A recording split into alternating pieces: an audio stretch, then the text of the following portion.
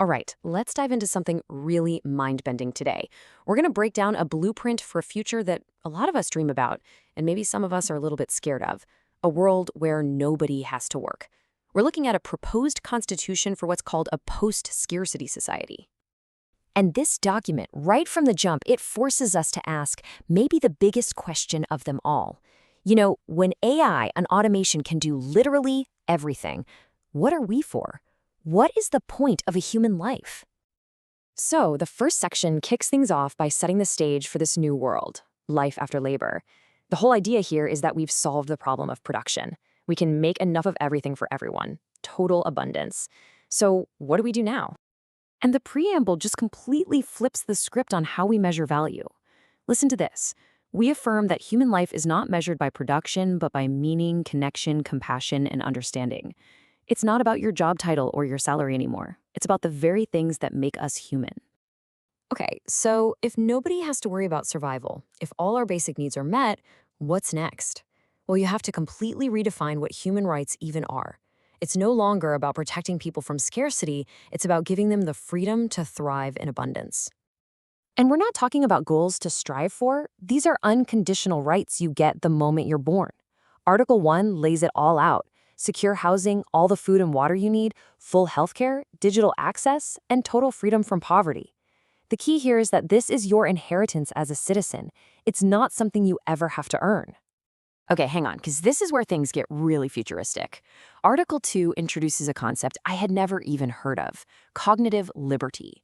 And it's defined as the absolute sovereignty every person has over their own mind, body, and perceptual experience. Just let that sink in. Total and complete ownership of your own consciousness. So what does that actually mean? Well, this constitution would explicitly give you the right to enhance your own intelligence, to alter your perception of reality, to literally integrate your mind with technology, or even to pursue what it calls transcendence. I mean, this is so far beyond our current debates about freedom. It's wild. But you're probably asking the big question, right? How does all this stuff get paid for? Let's jump into Section 3 and look at the engine of the society, how it handles the end of jobs, money, and wealth as we know it. This is a massive, massive mental shift. Over on one side, you've got our world today, right? The scarcity mindset. We have things like intellectual property, patents, and the goal is to accumulate wealth. But in this new model, it's the total opposite. Ideas are free for everyone in a Creative Commons, and there's an anti-hoarding principle, which basically says that hoarding massive amounts of resources is a bug, not a feature. So if there are no jobs to earn money and you're not supposed to hoard wealth, how do people, live? The answer is both incredibly simple and profound. A guaranteed livable income, or GLI, for every single person. And this isn't just magic monopoly money. The Constitution is super clear about where it comes from. The GLI is paid for by the very systems that made human work obsolete in the first place. You've got the profits from all the automated factories, AI managing resources perfectly, surplus energy being sold, and dividends from shared planetary resources. And this one quote from the document just nails it.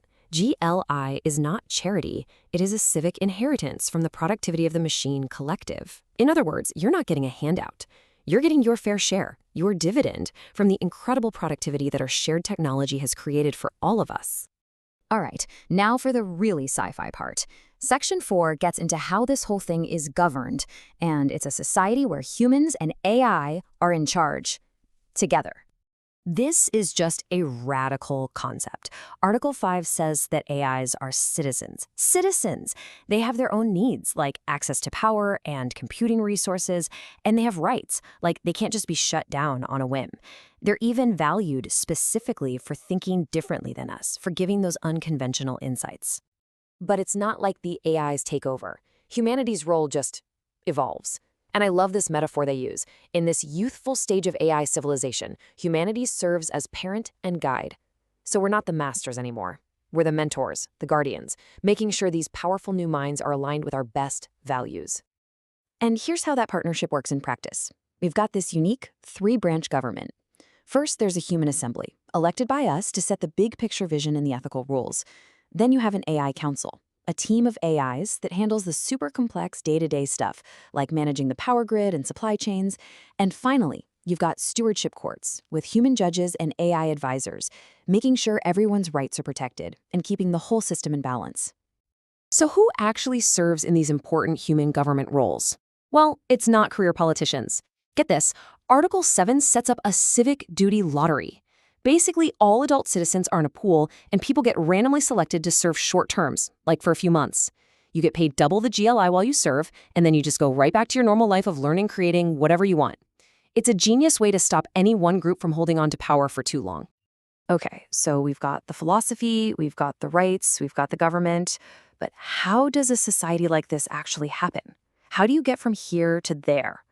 The final section gives us a possible blueprint. The authors are really clear that this isn't something you force on people. It's designed to be adopted voluntarily, one region at a time. The whole idea is that one place tries it, and when it works, when people are happier, healthier, and more creative, that success will just naturally inspire their neighbors to join. Borders would dissolve because of shared values, not because of war. And to make sure this whole vision doesn't just get undone by a future generation, Article 15 has this amazing safety net built in called the non-regression principle. It means that some of the most fundamental rights, like the guaranteed livable income and your right to control your own body and mind, are locked in. They're permanent and can never, ever be taken away. The whole document closes with this beautiful mission statement. Its purpose is not endless growth, but meaningful existence. Its highest good is understanding. That's a complete pivot away from the economic goals that pretty much run our entire world today. And so that really leaves us with the final huge question, doesn't it? This whole blueprint imagines a future built not on the constant chase for growth, but on the pursuit of understanding. Is that the kind of future we should actually want? Is that something we should be striving for? It's a lot to think about.